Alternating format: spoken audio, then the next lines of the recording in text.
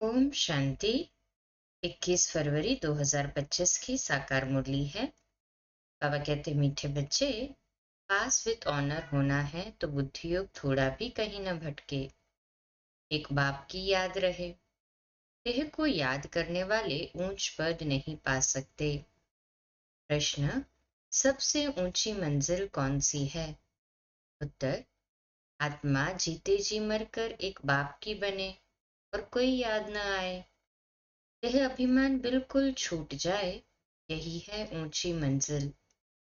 निरंतर देही अभिमानी अवस्था बन जाए, ये है बड़ी मंजिल।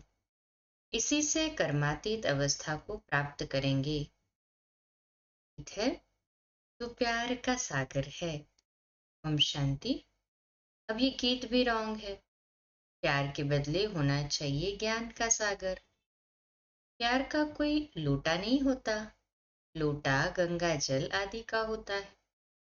तो ये है भक्ति मार्ग की महिमा।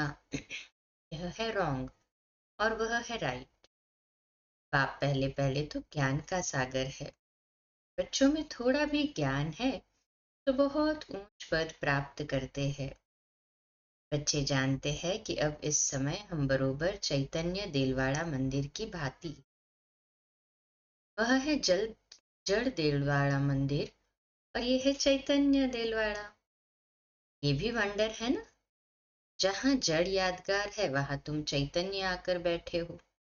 परंतु मनुष्य कुछ समझते थोड़े ही है। आगे चलकर समझेंगे कि बरोबर ये गॉड फादरली यूनिवर्सिटी है। यहाँ भगवान पढ़ाते हैं। इससे बड़ी यूनिवर्सिटी और कोई हो न सके। और ये भी समझेंगे कि ये तो बरोबर चैतन्य देलवाड़ा मंदिर है। ये देलवाड़ा मंदिर तुम्हारा एक्यूरेट यादगार है। ऊपर छत में सूर्यवंशी चंद्रवंशी है। नीचे आदिदेव और आदि देवी और बच्चे बैठे हैं। इनका नाम है ब्रह्मा। पर सरस्वती है ब्रह्मा की बेटी। प्रजापिता ब्रह्मा है तो जरूर गोप गोपियां भी होंगी ना। वह है जड़ चित्र जो पास्ट होकर गए हैं। उन्हों के फिर चित्र बने हुए हैं। कोई मरता है तो झट उनका चित्र बना देते हैं। उनकी पोजीशन बायोग्राफी को तो पता है नहीं। ऑक्यूपेशन नहीं लिखे तो वह चित्र कोई काम का न रहे। मालूम पड़ता है फलाने ने ये कर्तव्य किया है। अब ये जो देवताओं के मंदिर है, उन्हों के ऑक्यूपेशन बायोग्राफी का किसको पता नहीं है। ऊंचते ऊंच शिव बाबा को कोई भी नहीं जानते हैं। इस समय तुम बच्चे सब की बायोग्राफी को जानते हो। मुख्य कौन कौन होकर गए हैं जिन्हों को पूछते हैं। ऊंचते ऊंच है भगवान। शिवरात्रि भी मनाते हैं तो जरूर उनका अवतरण हुआ है। परंतु कब हुआ, उसने क्या आकर किया, ये किसको भी पता नहीं है। शिव के साथ है ही ब्रह्मा।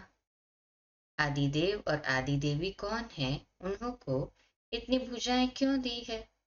क्योंकि वृद्धि तो होती है ना। प्रजापिता ब्रह्मा से कितनी वृद्धि होती है?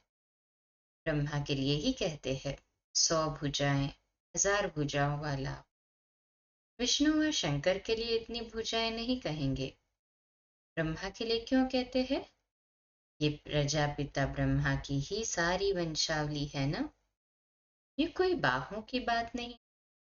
वह भल कहते 1000 भुजाओं वाला ब्रह्मा, परंतु अर्थ थोड़ी समझते हैं। अब तुम प्रैक्टिकल में देखो ब्रह्मा की कितनी भुजाएं हैं। ये है बेहद की भुजाएं। प्रजापिता ब्रह्मा को तो सब मानते हैं, परंतु ऑक्यूपेशन को कोई नहीं जानते। आत्मा की तो बाहें नहीं होती, बाहें शरीर की होती। इतने करोड़ ब्रदर्स है तो उन्हों की भुजाएं कितनी हुई? परंतु पहले जब कोई पूरी रीति ज्ञान को समझ जाए, तब बाद में ये बातें सुनानी है। पहली पहली मुख्य बात है एक, बाप कहते हैं मुझे याद करो और वर्षे को याद करो। फिर ज्ञान का सागर भी गाया हुआ है। इतनी अतः पॉइंट्स सुनाते हैं। इतनी सब पॉइंट्स तो याद रह न सके। तंत अर्थात सार बुद्धि में रह जाता है, पिछाड़ी में तंत हो जाता है मन मना भव। ज्ञान का सागर श्री कृष्ण को नहीं कहेंगे, वह है रचना। रचता एक ही बाप है, बाप ही सबको वर्षा देंगे, कर ले जाएंगे। बाप का तथा आत्माओं का घर है ही साइलेंस होम। विष्णुपुरी को बाप का घर नहीं कहेंगे, घर है मूल वतन, जहाँ आत्माएं रहती है। ये सब बातें सेंसिबल बच्चे ही धारण कर सकते। इतना सारा ज्ञान कोई की बुद्धि में याद रह न सके, क्या इतने कागज लिख सकते हैं? ये मुरलियां भी सबकी सब इकट्ठी करते जाए तो इस सारे हॉल से भी जास्ती हो जाए। उस पढ़ाई में भी कितने ढेर किताब होते हैं। इम्तिहान पास कर लिया फिर तंत बुद्धि में बैठ जाता है। बैरिस्ट्री का इम्तिहान पास कर लिया, एक जन्म लिए अल्पकाल सुख मिल जाता है, वह है विनाशी कमाई। तुमको तो ये बाप अविनाशी कमाई कराते हैं भविष्य के लिए। बाकी जो भी गुरु गोसाई आदि है वह सब विनाशी कमाई कराते हैं। विनाश के नजदीक आते जाते हैं, कमाई कम होती जाती है। तुम कहेंगे कमाई तो बढ़ती जाती है, परंतु नहीं, ये तो सब खत्म हो जाना है। आगे राजाओं आदि की कमाई चलती थी, अभी तो वे भी नहीं है। तुम्हारी कमाई तो कितना समय चलती है? तुम जानते हो ये बना बनाया ड्रामा है, जिसको दुनिया में कोई नहीं जानते है। तुम्हारे में भी नंबरवार है जिनको धारणा होती है, कई तो बिल्कुल कुछ भी समझा नहीं सकते। कोई कहते हैं हम मित्र संबंधियों आदि को समझाते हैं, वह भी तो अल्पकाल हुआ ना। औरों को प्रदर्शनी आदि क्यों नहीं समझाते? पूरी धारणा नहीं है। अपने को मियाँ मिट्ठू तो नहीं समझना है ना। सर्विस का शौक है तो जो अच्छी रीति समझाते हैं उनका सुनना चाहिए। बाप ऊंच पद प्राप्त कराने आए हैं, पुरुषार्थ करना चाहिए ना। परंतु तकदीर में नहीं है तो श्रीमत भी नहीं मानते, फिर पद भ्रष्ट हो जाता है। ड्रामा प्लान अनुसार राजधानी स्थापन हो रही है, उसमें तो सब प्रकार के चाहिए ना। बच्चे समझ सकते हैं, कोई अच्छी प्रजा बनने वाले हैं, कोई कम। बाप कहते हैं हम तुमको राजयोग सिखलाने आया हूँ। देलवाड़ा मंदिर में राजाओं के चित्र है ना, जो पूज्य बनते हैं वही फिर पुजारी बनते हैं। राजा रानी का मर्तबा तो ऊंच है ना। फिर वाम मार्ग में आते हैं तब भी राजाई अथवा बड़े बड़े साहूकार तो है। जगन्नाथ के मंदिर में सबको ताज दिखाया है, प्रजा को तो ताज नहीं होगा। ताज वाले राजाएं भी विकार में दिखाते हैं। सुख संपत्ति तो उन्हों को बहुत होगी, संपत्ति कम जास्ती तो होती है। हीरे के महल और चांदी के महलों में फर्क तो होता है ना। तो बाप बच्चों को कहेंगे अच्छा पुरुषार्थ कर ऊंच पद पाओ। राजाओं को सुख जास्ती होता है, सब सुखी होते हैं। जैसे यहाँ सबको दुख है, बीमारी आदि सबको होती ही है ना यहाँ पर। वहां तो सुख ही सुख है ना। फिर भी मर्तबे तो नंबरवार है ना। है हाँ जी बाबा। बाप सदैव कहते हैं पुरुषार्थ करते रहो, सुस्त मत बनो। पुरुषार्थ से समझा जाता है ड्रामा अनुसार इनकी सद्गति इस प्रकार इतनी ही होती है। अपनी सद्गति के लिए श्रीमत पर चलना है। टीचर की मत पर स्टूडेंट न चले तो कोई काम की नहीं। नंबरवार पुरुषार्थ अनुसार तो सब है। अगर कोई कहते हैं कि हम ये नहीं कर सकेंगे तो बाकी क्या सीखेंगे? सीख कर होशियार होना चाहिए। जो कोई भी कहे ये समझाते तो बहुत अच्छा है, परंतु आत्मा जीते जी मरकर एक बाप की बने और कोई याद न आए, देह अभिमान छूट जाए, ये है ऊंची मंजिल। सब कुछ भूलना है, पूरी देही अभिमानी अवस्था बन जाए। ये बड़ी मंजिल है। वहां आत्माएं है ही अशरीरी, फिर यहाँ आकर देह धारण करती है। अब फिर यहाँ इस देह में होते हुए अपने को अशरीरी समझना है। ये मेहनत बड़ी भारी है। अपने को आत्मा समझ कर मातीत अवस्था में रहना है। सर्प को भी अकल है ना, पुरानी खाल छोड़ देते हैं। तो तुमको देह अभिमान से कितना निकलना है। मूल वतन में तो तुम हो ही देही अभिमानी। यहाँ देह में होते अपने को आत्मा समझना है। देह अभिमान टूट जाना चाहिए। कितना भारी इम्तिहान है। भगवान को खुद आकर पढ़ाना पड़ता है। ऐसे और कोई कह न सके कि देह के सब संबंध छोड़ मेरा बनो। अपने को निराकार आत्मा समझो। कोई भी चीज का भान न रहे। माया एक दो की देह में बहुत फंसाती है। इसलिए बाबा कहते हैं इस साकार को भी याद नहीं करना है। बाबा कहते तुमको तो अपनी देह को भूलना है, एक बाप को याद करना है। इसमें बहुत मेहनत है। माया अच्छे अच्छे बच्चों को भी नाम रूप में लटका देती है। ये आदत बड़ी खराब है।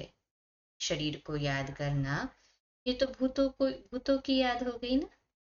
हम कहते हैं एक शिव बाबा को याद करो, तुम फिर पांच भूतों को याद करते रहते हो। देह से बिल्कुल लगाव नहीं होना चाहिए। ब्राह्मणी से भी सीखना है, न कि उनके नाम रूप में लटकना है। देही अभिमानी बनने में ही मेहनत है। बाबा के पास हल चाट बहुत बच्चे भेज देते हैं, परंतु बाबा उस पर विश्वास नहीं करता है। कोई तो कहते हम शिव बाबा के सिवाय और किसको याद नहीं करते हैं, परंतु बाबा जानते हैं पाई भी याद नहीं करते हैं। याद की तो बड़ी मेहनत है। कहाँ न कहाँ फंस पड़ते हैं। देहधारी को याद करना, ये तो पांच भूतों की याद है।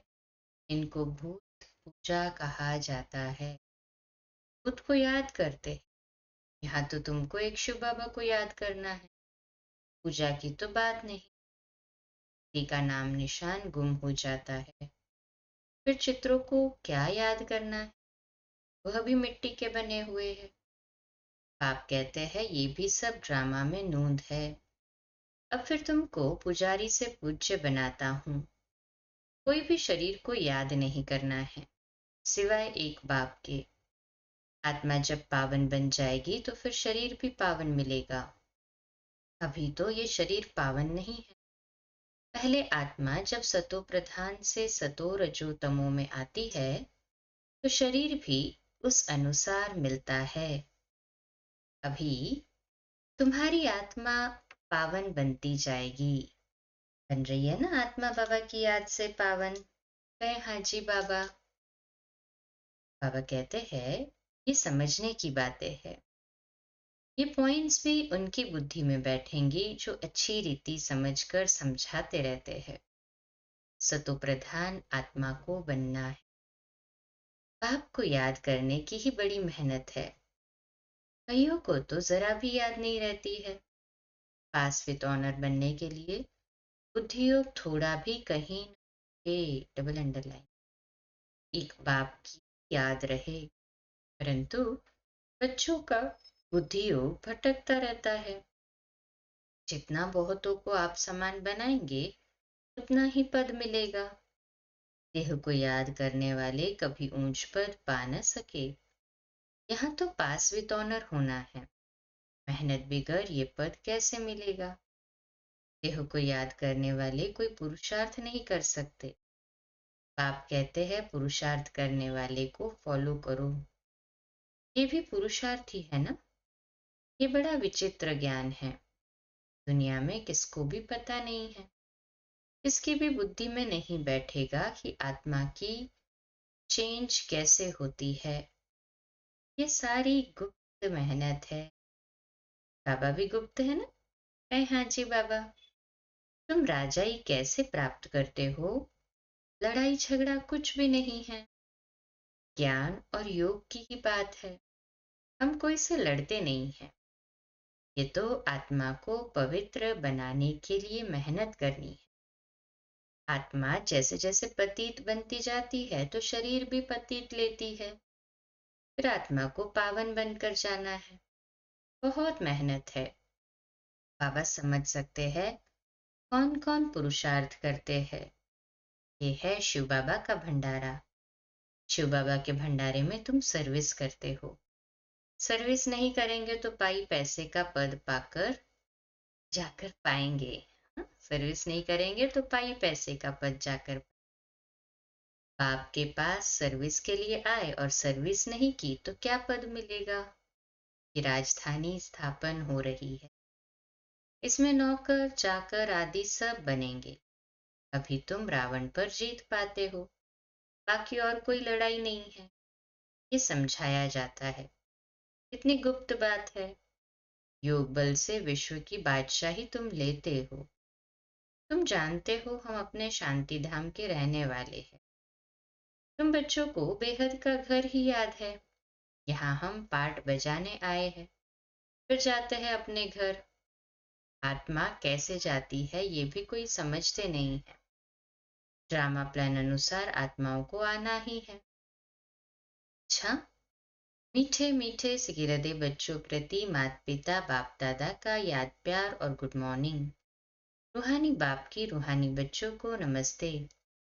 हम रूहानी बच्चों की रूहानी माता पिता बाप दादा को याद प्यार, गुड मॉर्निंग और नमस्ते। वाह बाबा वाह, शुक्रिया बाबा, शुक्रिया। धारणा के लिए मुख्य सार है। पहली पॉइंट, किसी भी देहधारी से लगाव नहीं रखना है। शरीर को याद करना भी भूतों को याद करना है, इसलिए किसी के नाम रूप में लटकना नहीं है। अपनी देह को भी भूलना है। दूसरी पॉइंट, भविष्य के लिए अविनाशी कमाई जमा करनी है। सेंसेबल बन ज्ञान की पॉइंट्स को बुद्धि में धारण करना है। जो बाप ने समझाया है वह समझकर दूसरों को सुनाना है। आज का मीठा वरदान, कल्प कल्प के विजय की स्मृति के आधार पर माया दुश्मन का आवाहन करने वाले महावीर विजयी भव।